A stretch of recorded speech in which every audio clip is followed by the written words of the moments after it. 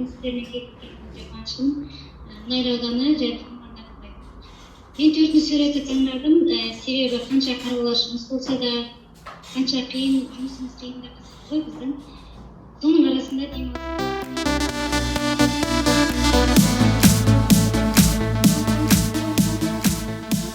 Әлсіз болатын болса, үзік сызықтар мен қақтығыстар, бала дағдарыста болса, қарым қатынасы нашар болатын болса, ирек сызықтар мен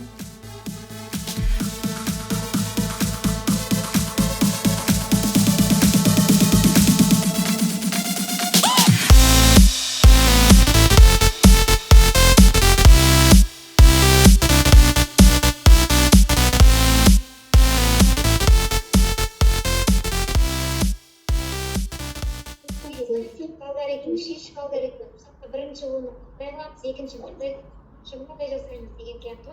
Содан кейін бізге белгілі болды. Сонда ол бала бір насыр баға осындай ситуация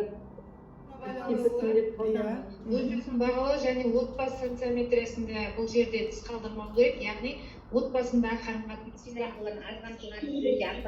әлеуметтік педагог керек. Тағы сол қыздың ата-анасымен келісеміз.